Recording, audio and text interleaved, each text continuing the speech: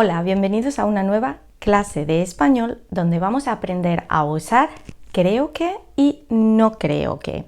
Si no me conoces, soy Vanessa, profesora de español online en DL Spanish Lessons, donde puedes aprender español en diversos cursos de conversación, de preparación al DELE, de nivel. Echa un vistazo a la página web si tienes interés en aprender español. Y como he dicho, hoy vamos a ver creo que y no creo que. Vamos a ver la estructura y ejemplos para usarlo. Comenzamos.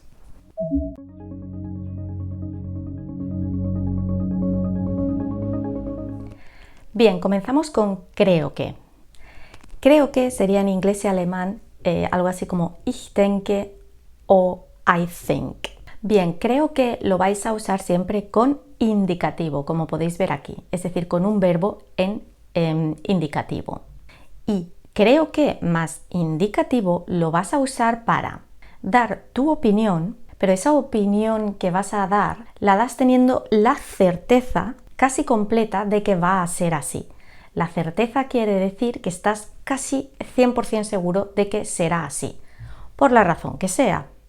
Y creo que más indicativo está formado por dos frases. La primera es creo que, yo creo que, tú crees que, etc.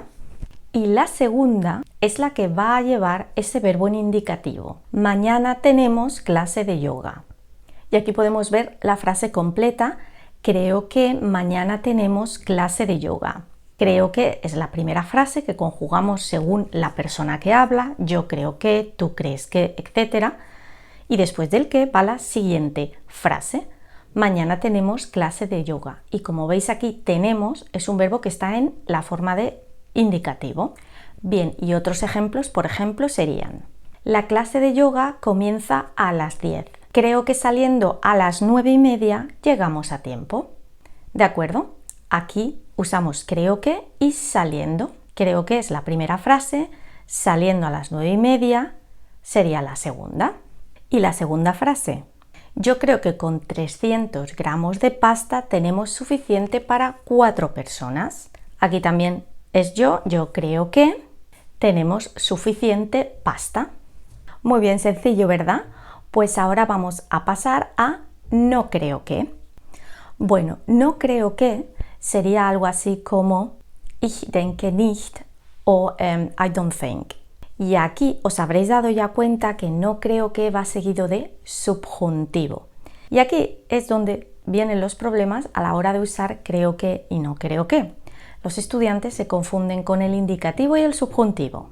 Bien, ¿y por qué usamos subjuntivo? Bueno, pues en este caso también damos nuestra opinión, pero ya no tenemos la certeza al 100% de que nuestra opinión vaya a ser realidad, sino que dudamos.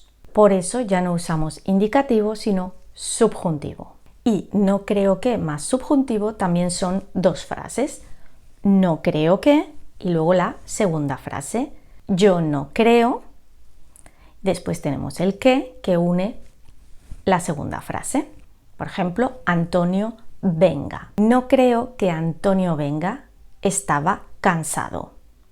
¿De acuerdo? Aquí, como veis, venga está en subjuntivo. Que él venga. No creo es yo no creo. Esta parte se conjugaría dependiendo de la persona. Él no cree, ella no cree, que. Y aquí creemos que Antonio no va a venir porque estaba cansado, pero no lo sabemos seguro, es nuestra opinión. Quizá venga, quizá no. Bien, vamos a ver más ejemplos con no creo que. En el tiempo han dicho que mañana hace sol. No creo que llueva. Sería mala suerte. Aquí usamos no creo que porque creemos que va a hacer buen tiempo, pero completamente seguros no estamos. Y otro ejemplo: la verdad, no creo que Luis consiga mínima para el campeonato, porque no entrena mucho. Muy bien, ¿a qué es sencillo usar creo que y no creo que? Ahora, como siempre, os dejo un resumen para que lo podáis leer todo con más tranquilidad. Parad el vídeo y echad un vistazo de nuevo.